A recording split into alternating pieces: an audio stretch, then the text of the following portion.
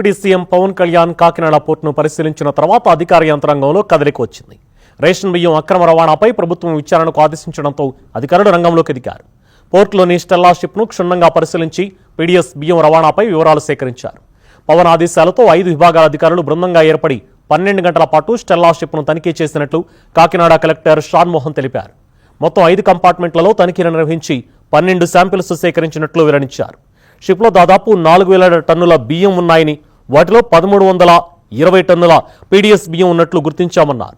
ఇక పీడీఎస్ బియ్యాన్ని అక్రమంగా తరలిస్తే ఎంతటి వారైనా వదిలేది లేదని హెచ్చరించారు. 29th నాడు మనం ఒక అంటే honourable deputy chief ministers visit జరిగింది ఆ పోర్ట్లో ఆ రోజు. అండ్ ఆ తర్వాత ఎంవి స్టెల్లా అనే షిప్లో ఇంకా ఎంత స్టాక్ ఉంది, బికాస్ షిప్లో మన కంప్లీట్గా నేను వెళ్ళినప్పుడు కూడా కంప్లీట్గా ఒకేసారి అన్నీ మనం చెక్ చేసే పరిస్థితి లేకపోయింది ఆ రోజు. It was a cyclone period and I went alone. I needed a team also, అంటే టీమ్ కూడా కావాల్సి ఉంది.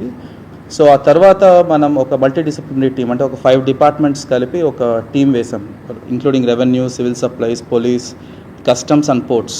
ఈ 5 డిపార్ట్మెంట్స్ కలిపి ఒక టీం వేసి ఆల్మోస్ట్ ఒక 12 గంటల పాటు ఆ షిప్ మొత్తం మనం సర్చ్ చేయటం.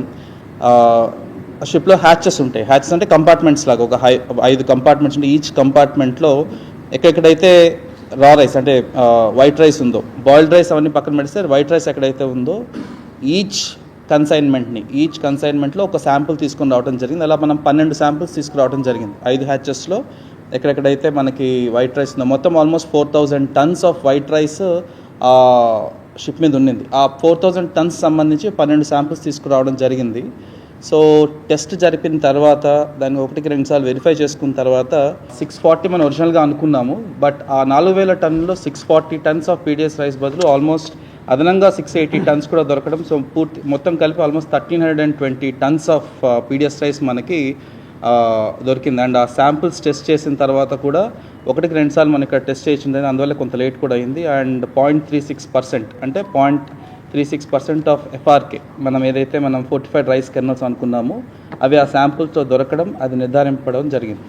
సో ఇవంతా ఒకే హ్యాచ్లో హ్యాచ్ నెంబర్ 3 కంపార్ట్మెంట్లో ఉన్నాయి. అండ్ ఆ బ్యాగ్స్ వెరిఫై చేసిన తర్వాత కూడా వీ కుడ్ ఐడెంటిఫై ఎవరిది ఆ ఎక్స్పోర్టర్స్ అని కూడా. మొత్తం ఆ 1320 టన్స్ కూడా one company by name Satyam Balaji rice industries private limited. So ఈ Satyam Balaji rice industries private limited అనే కంపెనీకి సంబంధించిన ఆ ఎక్స్పోర్టర్కి సంబంధించిన బ్యాగ్స్ అవి.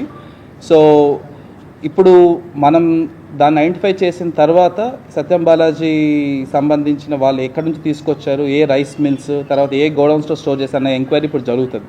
So as a first step మనం అక్కడ ఎంత క్వాంటిటీ ఉందనేది షిప్లో మనం ఐడెంటిఫై చేయడం జరిగింది. కాబట్టి ఇమీడియట్గా మనం ఏదైతే గవర్నమెంట్కి చెందాల్సిన పీడీఎస్ రైస్ ఉందో ఆ పీడీఎస్ రైస్ని మనం అన్లోడ్ చేయించి షిప్ నుంచి గవర్నమెంట్ వారు సీజ్ చేసుకోవడం జరుగుతుంది.